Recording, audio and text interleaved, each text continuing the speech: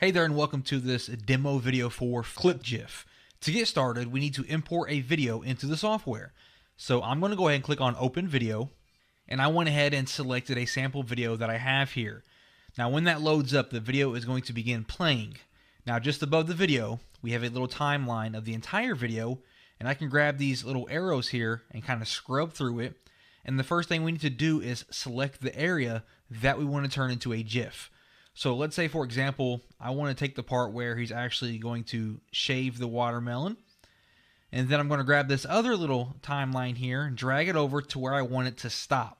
So let's say after he cuts it all off and then he slides the shell over right there, and we're going to stop it.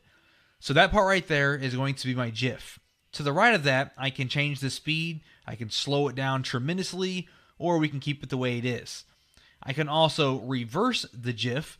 As you can see, it's going backwards, and it will continue to do that. Just keep going backwards the entire time and start over and go backwards again. Or I can bounce it, and what that means is once my GIF is finished playing, it will then, from the end, reverse and play back to the beginning, as you're about to see here in just one moment. So it's over, and then it reverses and comes back to the beginning. If I turn that off, then the GIF will just loop. Once it finishes, it'll just loop from the beginning, as you can see there. Now that's the beginning settings of ClipToGif. So once you have that set up, you have the part selected that you want to turn into a GIF, you're going to click on the little lock over here. We're going to lock that into place. Now we have additional settings to customize just the GIF part that we created. The first one is going to be text. So we can add different text fields to our GIF anywhere that we wanted. Okay, so for example, I'm going to click inside the first one here. I'm going to delete that, and I'm going to say, wow, this is awesome, just as an example. Once I do that, I'm going to click on the plus symbol there, and we can see it was imported over here into our GIF. Now, of course, we can change the text color. We can adjust the background color here, make it black, for example, and make that transparent if we wanted to. We can change the font, and we can decide if we want this animated or not. We also have the ability to adjust the size over here. So we can do that, change it around just like so. And then we can drag it wherever we want it. So I can put it down up in the corner, for example. And when I click on apply here, we can see exactly what that looks like. It animated into my frame, and then it's going to stay there just like so. If I wanted to add more text or customize that text that I just added, simply click on text again. I can click on this little trash can to delete it, and I can make any adjustments here or add more text. Same thing for the image. If I wanted to add an image to my GIF, I could. Just simply click on the plus symbol and upload your image. And same thing for SWF, we can add animations. So I'm going to add one now. So I went ahead and uploaded one. I'm going to click on apply, and you can see the animation comes up and it does the entire animation. So we can use this to upload any type of animation that we want to. And of course, I can come in here and I can resize my animation and, turn it and move it wherever I want it to be at. And when you're finished, just click on apply again and you can see that animation. So we have text, we have images, and we have animations that we can add to our GIF.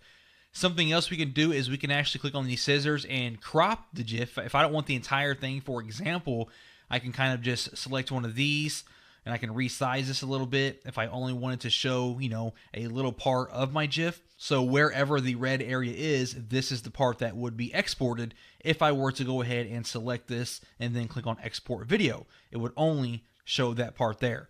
If you don't want to do that, I'm going to click on any, and I'm going to click on these scissors again to make that go away. Now, we also have the ability to add zoom and pan. So I'm going to click on the little camera here, and when I do that, we can see right now it's all red, and that means we are focusing on the entire GIF. And we can see here, frame 1. And that means from frame 1, this is what we're looking at. You're also going to see now that we have these two little timeline indicators at the top. So I can adjust these to set up zoom and pans. So right now we're on frame 1. I'm going to click this. I'm going to drag it over here, and let's say about this section right here, I am now going to resize this, and let's say I wanted to zoom in on, let's say, just him cutting the watermelon here.